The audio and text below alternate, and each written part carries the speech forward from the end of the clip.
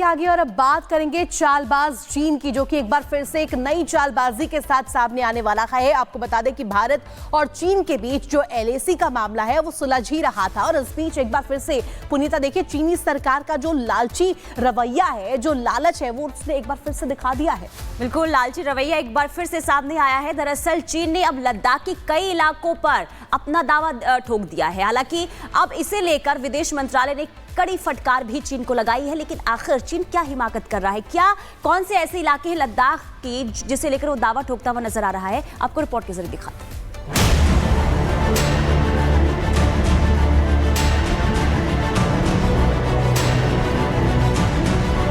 भारत और चीन के बीच एक बार फिर तनाव के हालात हैं और ऐसा चीन की हरकत ने कर दिया है।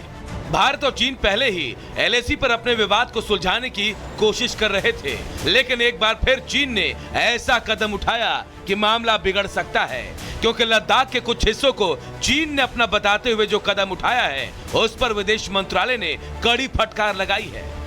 दरअसल चीन ने कथित रूप से लद्दाख में होतान प्रांत में 2 नए काउंटी की घोषणा की जो लद्दाख का हिस्सा है। इसीलिए भारत अब चीन के सामने गुस्से में खड़ा है। उसने चीन के सामने गंभीर विरोध दर्ज कराया।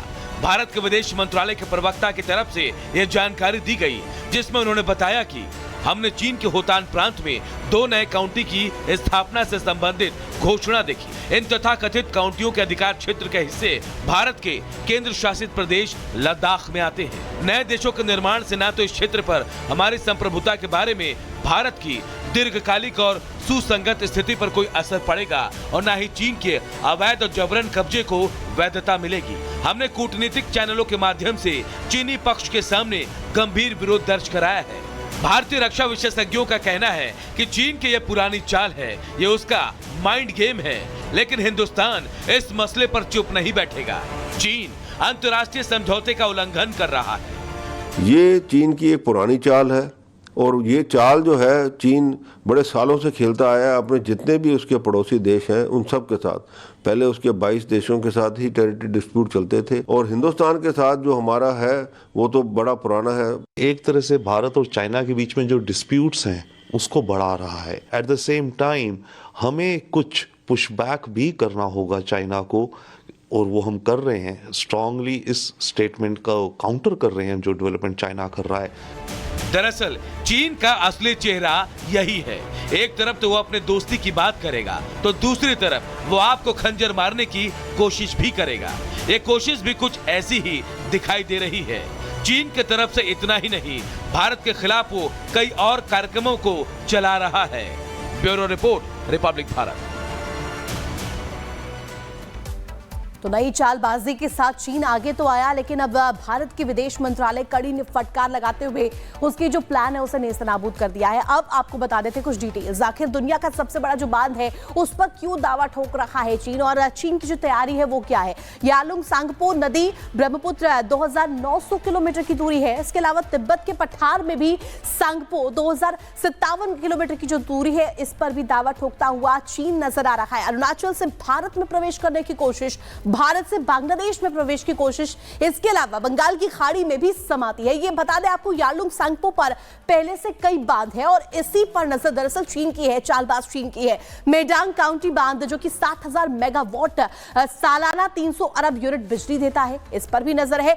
30 करोड़ लोगों की सालाना जरूरत पूरी करता है। ये जो भरपूर जो यहाँ पर मेगावाट्स की बिजली है ये देता हुआ नजर आता है। 3 जॉर्ज डैम से तिगुनी क्षमता है। 137 अरब डॉलर की संभावित लागत इसमें लगी हुई है। इसके साथ साथ आपको बता दें, इस तैयारी में जो चीन है वो लगातार आगे बढ़ता हुआ नजर आ रहा था। चालबाज चीन जो है लगातार कोशिश कर रहा था कि किस तरीके से यहाँ पर ये जो समझौता हुआ है इसे उल्लंघन करते हुए आगे चीन लगातार इस तरीके से आगे बढ़ता हुआ नजर आ रहा था। पुनीता का रुख करते हैं अगली खबर के लिए। चलिए आगे बढ़ते हैं और बात करेंगे तालिबान और पाकिस्तान के बीच शुरू हुई जंग की। दरअसल तालिबान और पाकिस्तान के बीच हालात दिन पर दिन खराब होते जा रहे हैं।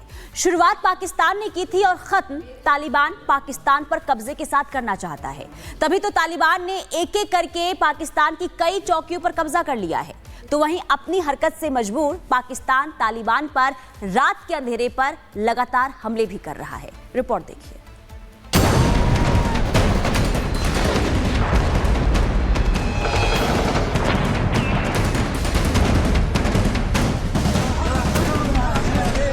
पाकिस्तान के पीएम शहबाज शरीफ का डर बढ़ता जा रहा है। पाक अफगान सीमा पर जिस तरह से बीते 10 दिनों से तालिबान ने गदर मचाया है, एक एक कर जिस तरह से तालिबान लड़ाके पाकिस्तानी फौजियों को सैन्य पोस्ट से खदेड़ रहे हैं, उससे पीएम शहबाज और जनरल मुनीर दोनों के होश उड़े हुए हैं। खासकर जब से तालिबानी लड़ाकों ने पाकिस्तानी चेक पोस्ट पर कब्जे की तस्वीर जारी की है और वहां जश्न का वीडियो वायरल कर दिया, उसके बाद से पीएम शहबाज और जनरल मुनीर अपना मुंह छिपाए घूम रहे हैं। लिहाजा शर्मसार हुए शहबाज अब लकीर पीट रहे हैं।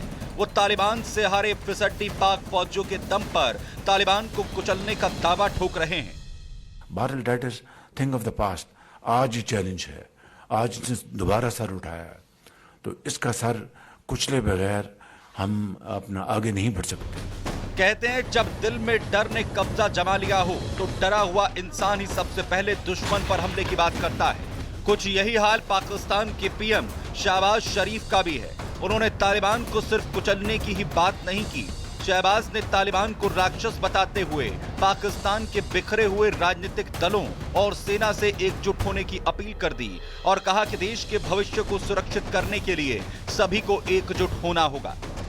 It has to achieve its target, and the target is to defeat this monster again, hands down. तो उसके लिए हमें सबको फिर इकट्ठा होना होगा, एक पेज पे होना होगा।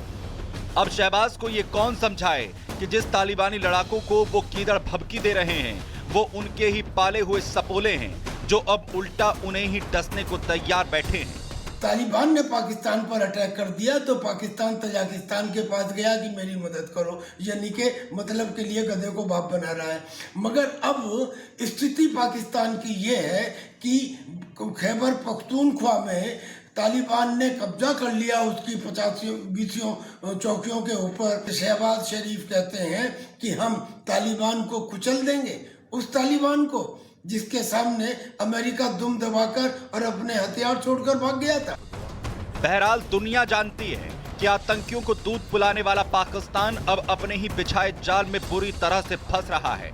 ऐसे में सिर पर मंडरा रहे तालिबानी खतरे से निपटने का उनका दावा कितना कारगर साबित होगा, ये किसी से छिपा नहीं है। वो भी तब जबकि शहबाज घर में घिरे हैं और उनकी फौज तालिबानी लड़ाकों के सामने पूरी तरह से फिसड्डी साबित हो चुकी है। Bureau report, Republic Bharat.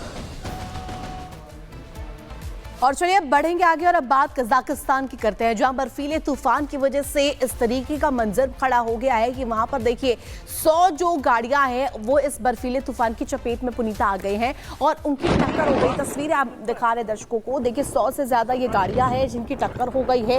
हादसे में कई लोगों के घायल होने की भी जानकारी मिल रही है। कजाकिस्तान की तस्वीर है, बड़ा हादसा यहाँ पर हुआ है। इन तस्वीरों को देख करके समझा जा सकता है कि यहाँ पर जो बर्फीला तूफान है वो किस तरीके से कहर बरपाता हुआ एक तरह से नजर आ रहा है। कई लोग जख्मी भी बताए जा रहे हैं और ये देखिए गाड़ियों का रैला किस तरीके से यहाँ पर लगा हुआ है।